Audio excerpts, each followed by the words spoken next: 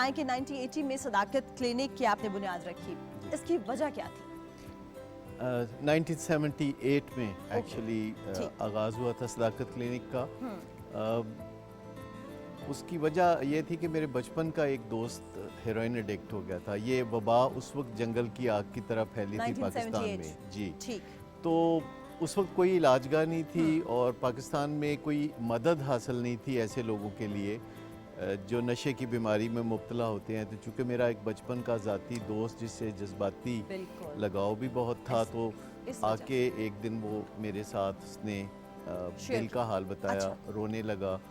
तो उसकी मदद करते हुए जो उस वक्त मैंने कॉमन सेंस के तरीक़ों से की, क्योंकि मेरी कोई ट्रेनिंग उस वक्त पहले से नहीं थी, तो उसका इलाज किया, वो बेहतर हो गया। फिर उसके एक दोस्त थे, फिर उस वक्त की एक मशहूर सेलिब्रिटी थी जिन्हें पता चला कि इस बीमारी का इलाज भी है। मौजूद है, तो फिर वो इलाज के लिए आए और यूँ मेरे किसी पहले इरादे के बगैर ही मैं इस शोबे में आ गया।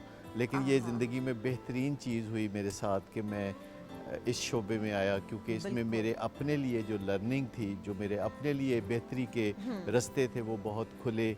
और जहाँ मैं दूसरों को मदद देता रहा एडिक्टिव बिहेवियर्स के ख़िलाफ़, वहाँ मैंने अपने एडिक्टिव बिहेवियर्स पे भी मुसलसल काम जारी रखा, क्योंकि एडिक्शन सिर्फ ड्रग्स की नहीं होती। बिल्कुल, मैंने यही कहना एडिक्शन था। बहुत किसी भी किस्मों चीज़ की की, होती है। ये बहुत सारी इल्लतें हैं जो हम अनजाने में अपना लेते हैं ऐसा अर्ली ही एज है, में। ऐसा ही है।